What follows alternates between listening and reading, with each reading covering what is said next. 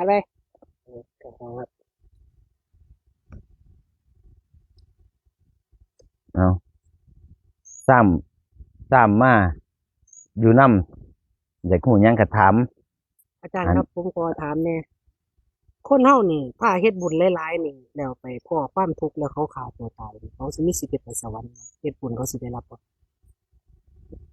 คนเฮาแต่เฮ็ดบุญหลายๆจังได๋กิน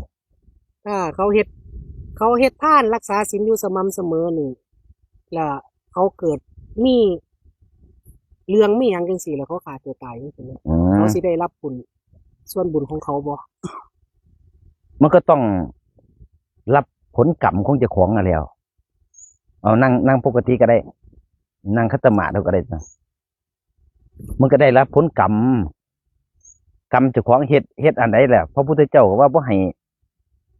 เบียดเบียนเจ้าของบ่ให้เบียดเบียนสัตว์อื่นบ่แม่นบ่ฆ่าตัวตายก็คือการเบียดเบียนเจ้าของนั่นฆ่าตัวตายก็คือตกนรกขุมที่ลึกที่สุดนั่นแหล้วฆ่าเจ้าของตายอันที่เขาเจ้าสิได้บุญบ่ได้บุญหรือว่ามีญาติพี่น้องเฮ็ดบุญไปหานั่นเขาเจ้าบ่ได้เป็นนั้นคือว่าบ่ได้ก็เพราะว่าตกนรกนี่มันก็มีกับเขาวของเขาอยู่แล้วมีแนวกินของเขาอยู่แล้วที่สิได้ส่วนบุญก็คือเปรียบตัวนั้นญาติพี่น้องเฮ็ดส่วนบุญไปหานี่ถ้าเฮามั่นใจว่าญาติเฮานี่สูญเสียไปตายไปแล้วเสียชีวิตไปแล้วนี่กลายไปเป็นเปรตเฮาจึงก็เฮ็ดให้อันนั้นได้แน่นอนล่ะได้เต็มๆเพราะเปรตนี่บ่มีกับเขาวพระเจ้าบ่มีแนวกินนั่นนะเขาต้องหาส่วนบุญแก่บ่บัดนี่แต่ว่าถ้าขาดตัวตายนี่ก็คือรับผลกรรมตกนรกสถานเดียวอันบุญเฮ็ดไปก็ช่วยหยังบ่ได้บุญเฮ็ดไว้หลังจากขึ้นจากนรกมาแล้วพุ่นแหล้วเขาต้องไปเสวยกรรมที่ฆ่าเจ้าของก่อนแม่นเพราะว่าสิผู้ใดก็ตามมันบ่แม่นต้องไปใส่กรรมก่อนตกนรกลงไปนี่ส่วนสิได้ขึ้นมาอืมถ้าขนาดยกตัวอย่างได้นี่ยกตัวอย่างเทวทัตเราบ่ได้ฆ่าเจ้าของตายเด้นั่นครับผมเราเฮ็ดให้พระพุทธเจ้าเป็นห่อเลือดเห็นบ่กระตกนรกคือกันแต่ตอนนี้บ่ทันได้ขึ้นมาอยู่เพราะมันเป็นกลับเป็นกันกลับหนึ่งกันหนึ่งโอ้แสนยาวไกลมากอันนี้เพิ่งจะผ่านมาแค่2,000 กว่าปีนี่บ่ซั่นบ่ทันได้ขึ้นแต่ว่าถ้าขึ้นมาออกจากหลุดออกจากนรกแล้วพุ่นละก็แล้วแต่กรรมกรรมที่เขาเฮ็ดไว้สะสมไว้แตะหนหลังพุ่นนะมันก็สิได้ไปรับผลอีกกรรมดีเพิ่นก็มีบ่ครับคนเฮาเกิดมามันก็ได้มีทั้งชั่วทั้งดีครับผมแม่นบ่ซั่นจึงเจ้าของนี่ทั้งชั่วทั้งดีบ่มีผู้ใดดีเสมอไปเด้เกิดมานี่บ่มีผู้ใดดีทุกดีตลอดไปบ่มีต้องมีดีมีชั่วมีเสียมีได้มีทุกอย่างอยู่ในนี้ล่ะผสมกันปนเปื้อกันไปนะเพิ่นก็เลยว่าให้เฮานี่เฮ็ดความดีหลายๆเฮ็ดความดีทำความดีไว้ได้หลายก็คือกันกับหมู่บ้านนี่เปรียบอุปมาเกลืออยู่ในน้ำมันละนี่แหละเฮ็ดผลดีได้หลายคือกันซ้ำอยู่นี่อยู่เฮาก็มาคุยกันอยากฮู้หยังเฮาก็มาสอบมาถามแต่ตอบได้ในเรื่องที่ตอบได้ถ้าเรื่องได้ตอบบ่ได้ก็สิบอกเองล่ะผมก็เคยคิดอยู่ว่าถ้าร่างกายบ่ไหวหรือผมฆ่าตัวตายผมต้องไปตกนรกก่อนแม่นบ่ครับไปใส่กรรมมันแล้วไปใส่กรรมอย่างเดีแม่ยวน อืมไปทันทีเลยบ่ต้องรอผลบ่ต้องรอศาลคือยังศาลศาลแขวงศาลอุทธรณ์ศาลหยังบ่ต้องรอไปสถานเดียวจังซี่นี่บาปแม่นบ่ครับบาปขาดเจ้าของก็บาปซ้ำกันกับโอ้ยบ่ต้องห่วงดอกถ้าเรื่อเข้างบาปนะถึงโสดาบันแล้วนี่สิมีการคิดฆ่าตัวตายบ่ครับมันก็บ่มีแล้วเพิ่นก็คิดแต่เรื่องคืนแต่ขนาดผิดศีลเพิ่นยังบ่ผิดเนาะบ่ครับเพิ่นจังได๋เพิ่นสิไปฆ่าเจ้าของล่ะเพิ่นก็ฮู้จักว่าร่างกายนี่เห็นบ่ล่ะร่างกายนี่มันเป็นบ่ได้เป็นของเจ้าของเพิ่นฮู้จักอาศัยกันอยู่เพิ่นก็จักสิไปฆ่าเฮ็ดหยังแล้วเพิ่นก็ปล่อยให้มันไปตามธรรมชาติอยากเบิดลมหายใจยามใดก็แล้วแต่มันแล้วเฮาก็บ่ได้ไปกำหนดมันถ้าไปถ้าไปแบบจังซั่นสิสิบาปหลายกว่าซุ่มปล่อยเจ้าของตายแม่นบ่ครับสิบาปหลายกว่าซุ่มขี้เหล้าอีกเพิ่นครับบาปหลายกว่าซุ่มขี้ยาแม่นบ่ ก็บาปหลายแล้วเนาะก็ยังว่าขาเจ้าของคือขาเบียดเบียนเจ้าของคักๆนี่เบียดเบียนทางตรงเลยเด้นี่ขาเจ้าของนั่น ตายคือกันแต่ว่าไปตกนรกต่างกันแม่นบ่ครับ แม่น อ๋อ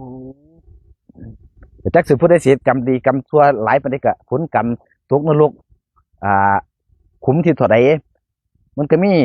เขาเจ้าก็บอกว่านรกขุมอเวจีเนี่ยลึกสุดนั่น แล้วผมสิยกตัวอย่างเด้อครับ ถ้าเฮาฆ่าพ่อแม่นี่ตกนรกแม่นบ่ครับ ก็โตคือกันนั่นแหล้ว แล้ว ขาผู้อื่น สตรีที่ทำแท้งจังซี่บ่ครับลูกที่บ่ได้ตั้งใจพ่อที่บ่ได้ตั้งใจฆ่าลูกจังซี่นี่เขาสิเป็นจังได พอสิบ่ได้ตั้งใจฆ่าลูก ครับผม เอากูความตั้งใจบ่ได้ฆ่าลูกก็ได้กรรมอยู่แต่กรรมมันก็สิบ่ยาวนาน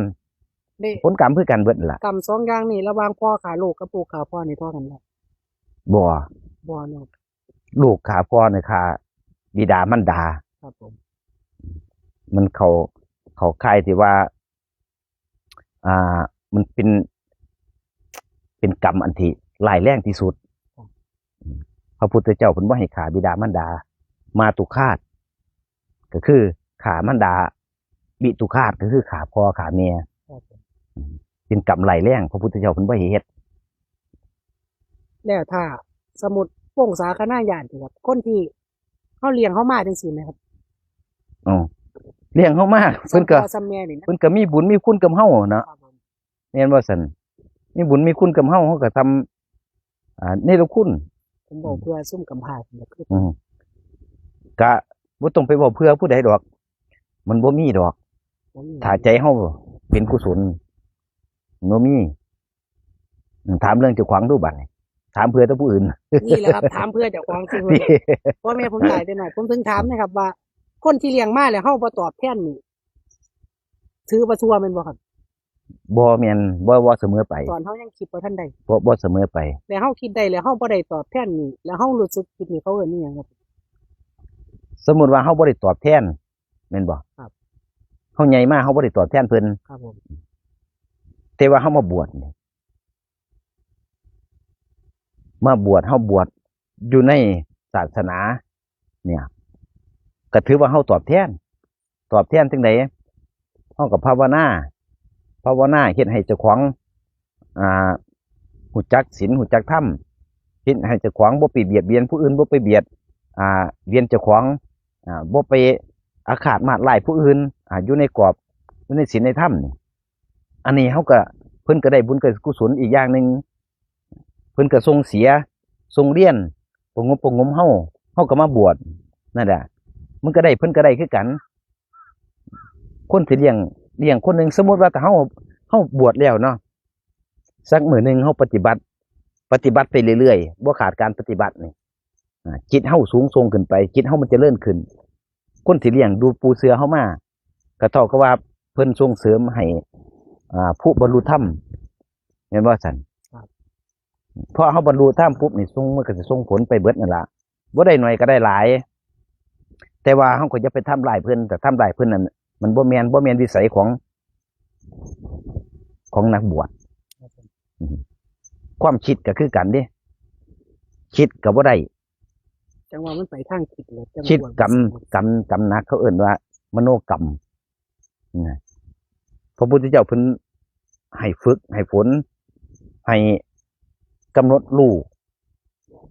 ให้มีสติพอเฮามีสติเฮาก็บ่คิดพอเฮาบ่คิดเฮาก็บ่มีมโนกรรมเฮาก็บ่มีกรรมถ้าคิด ซื่อๆมันก็พูดขึ้นมาจังซี่แล้วมีวิธี เป็นธรรมดาถ้าสมมุติว่าเฮาคิดเนาะล่ะ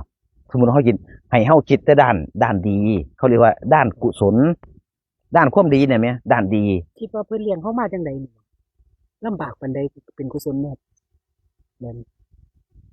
ก็บอกยังไงคือว่าเฮาบ่ต้องไปคิดหาเพิ่นน่ะแม่ ครับผม บ่ต้องไปคิดหาเพิ่นคิดแนวใดสิเจ้าของสิเพียรปฏิบัติอันนี้คือเอิ้นว่าคิดด้านกุศลบ่ต้องไปคิด